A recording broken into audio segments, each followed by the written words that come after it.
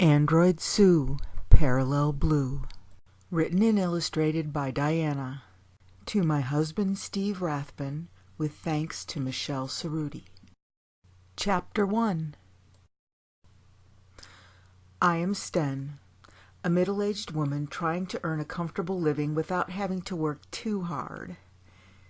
10 years ago, in the year 2318, I owned an environmental repair business named Enviro Repair. My employees were small androids that I sent out to public and private buildings to make repairs to environmental systems. I built up a good reputation throughout the city of Serape and got enough calls for repair work to pay the bills. Sue was a GX Series female android, model 444. She looked like a young adult human female and was about 2 feet tall.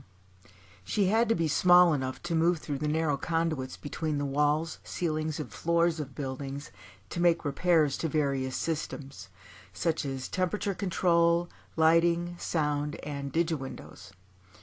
Sue had been working for me for about 5 years and was my most skilled employee.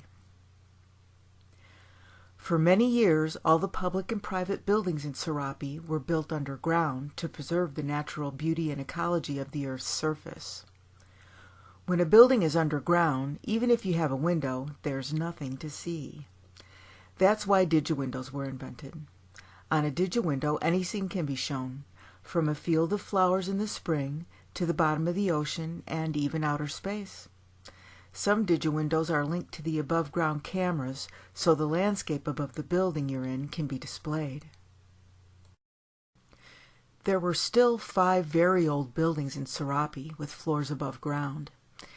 In those buildings, the above-ground floors had digi-windows with the option of being turned off and becoming transparent so you could see outside the building. The systems that control digi-windows are always breaking down, and the repair brought in most of the money I made. Once most of the buildings, cars, and roads were gone, the surface of the Earth reverted to a more natural state. Some roads still existed, but they were used only for recreational walking or bicycling. Roads were no longer needed for transportation, since anything and anyone could be moved instantly to anywhere on Earth from one transporter unit to another, so even airplanes and ships were not needed. As I later learned, on a particular morning 10 years ago, Sue was asleep in her living quarters. A room made to her size contained within the offices of Enviro Repair. 4 other androids of her type were lying on the floor around her sleeping couch. A large bright light shone on all of them, recharging their systems as they lay in a dormant state. Sensing that the androids were fully recharged, the light automatically turned off and all 5 androids simultaneously opened their eyes and sat up.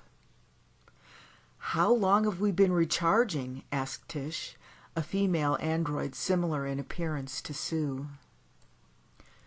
Sue glanced at the digital clock beside her couch and said in amazement, 12 hours! I don't think I've ever slept that long. The GX series androids needed to recharge each day for about 6 hours by lying down in front of a recharge light and absorbing its energy. During this time, all of their other functions shut down except the absorption of energy, and they appear to be asleep. This artificial light, or even direct sunlight, is all they need on a daily basis to replenish their energy. Androids don't eat or drink anything. "Well, it's no wonder," said Thought, a male android in an exceptionally disheveled state, with clothes dirty and torn, and the hair on his head sticking up at all angles. "We weren't able to recharge for more than 3 hours in the past 36. They all began talking to each other about their recent escape through a time portal from the year 2006 back to the year 2318, and their narrow escape from the scientist Lugita, who wanted to capture them and put them to work in her lab. "We lost Trina and Ziff," said Tish sadly, referring to the 2 androids that were terminally damaged before they could make it back through the time portal. "I'll have to tell Sten about Trina. Sten always thought she just walked off the job to be on her own."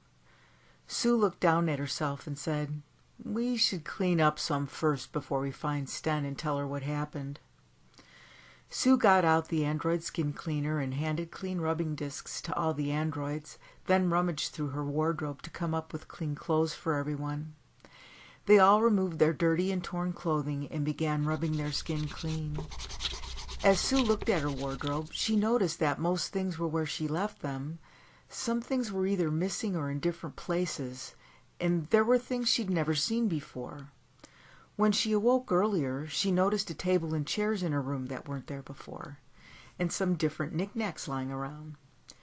Did Sten let someone else use her room while she was gone? Sue wondered. The knock on the door startled everyone. Sue hurried to put on her clean clothes, then opened the door. Standing outside was an unfamiliar GX series male android, tall and slim with short sandy brown hair. As he walked through the door, he brushed Sue's cheek with his hand. Sue involuntarily jerked back from his unfamiliar touch. Sten wants us to go over to the CarMax building this morning. They're having a temperature problem. He handed Sue an info tab. Are you a new android Sue hired while I was gone? Sue cautiously took the tab. Have you been living in my room? What are you talking about? I'm Kay. You know I've been working here for 3 years and have my own apartment in the Trank building. He moved closer to Sue and put his arm around her waist. Sue pulled back and said, I've never seen you before. How can you have worked here for 3 years? Sue was feeling quite unsettled at Kay's familiar behavior towards her. This is not the way androids behaved with one another.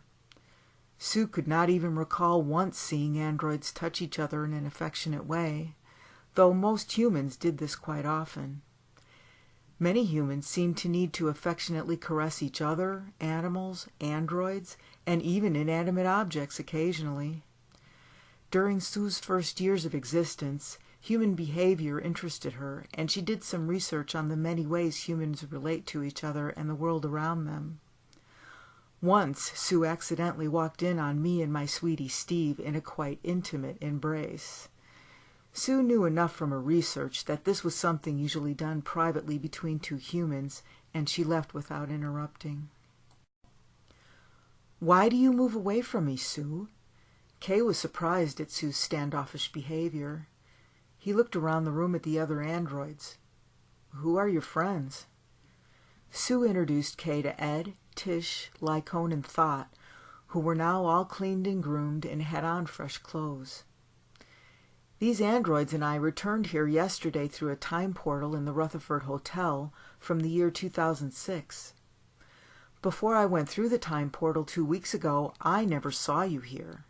How could you work here for 3 years without me seeing you? But I saw you just 2 days ago, exclaimed Kay. We went on a job together to the Lido shopping complex. That wasn't me, said Sue emphatically. But it was, said Kay in a low voice. 2 weeks ago, Sten pulled me off of another job and sent me to the Rutherford Hotel to fix a problem with their DigiWindow system.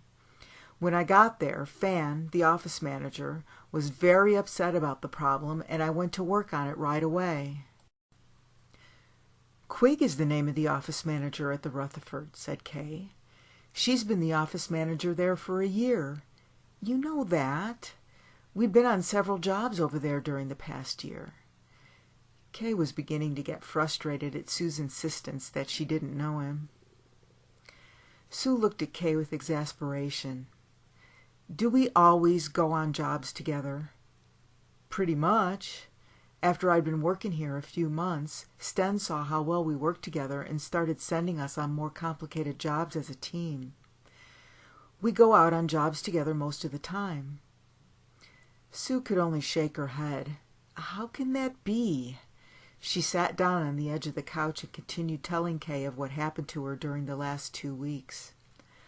I was crawling through an access tube in the Rutherford when I passed through a time warp. Kay looked at Sue skeptically. I know it's hard to believe. I didn't believe it at first either. But after I crossed through, though I was still in the Rutherford, it looked very different. The windows weren't DigiWindows, and I could see that outside there were many buildings above ground, roads and cars everywhere. Later, after being carried off by a child to her home, I heard a news broadcast with a story about Hurricane Katrina happening the year before. I know that happened in 2005. So that put me in the year 2006, 300 years in the past. Buildings above ground everywhere? Asked Kay incredulously. So many things happened the first couple of days, it's hard to remember. At one point, I was in something called a pawn shop where I found Trina, an android who went missing from Enviro Repair 6 years ago. We both escaped the pawn shop and found a group of other androids. 4 of those androids are here now. Sue indicated the other androids sitting or lying on the floor around her and Kay. We all went through the time portal at different times over a period of 6 years to the same place, said Ed. When I ran into Sue and Trina, I brought them back to our camp next to a creek in a place where there weren't any humans. We told them about a scientist named Lugita who accidentally created a time warp when she was trying to create a source of gravity that could be used in space travel. Lugita was capturing the androids that came through the time portal. She could sometimes track the time portal, knowing where it would be at a given time. She laid in wait at the spot where she calculated it would appear, hoping an android would come through. There are no androids in her time. If one came through, she captured it and used it to perform dangerous tasks in her lab. Lugita wasn't there when I came through, said Lycone, and I never worked in her lab. But Tish, Ed, and Thought were all captured. Tish continued the story. When we found Sue and Trina, Thought was still a captive at Lugita's lab. We thought there were also other androids there, but we later found out none of them survived. We knew when the time portal would appear next and wanted to rescue any androids from Lugita's lab and all go through the time portal together back to our own time. We asked Sue and Trina to help, and they agreed. The first time we went to Lugita's lab, I was captured. Later we went back, said Ed. We found Tish and Thought, but during our escape, we threw some hydrochloric acid on Lugita to stop her from pursuing us, and Trina got fatally damaged. We had to leave her behind. The time portal was due to appear again at the Rutherford Hotel, said Sue. We all went there to meet it, but were followed by Lugita. During our struggle when the time portal appeared, Ziff, an old-styled android, was fatally damaged and also had to be left behind. But because of Ziff's sacrifice, the rest of us had time to get through the portal and back to what we thought was only 2 weeks after I left, in the year 2318. From what you say, Kay, we must have come forward in time, but somehow also sideways to a parallel 2318. Kay looked down at Sue, still sitting on the edge of the couch. This is the year 2318, and if all that's true, then where's the Sue from this time, the Sue that I know? Maybe when we came to this time, that other Sue went through the time portal to some other time, suggested Ed. I hope it wasn't to Lugita's time, said Thought with a shudder. We better go talk to Sten, said Sue to Kay. Please wait here, she said to the other 4 androids. I'll send for you if Sten wants to talk to you.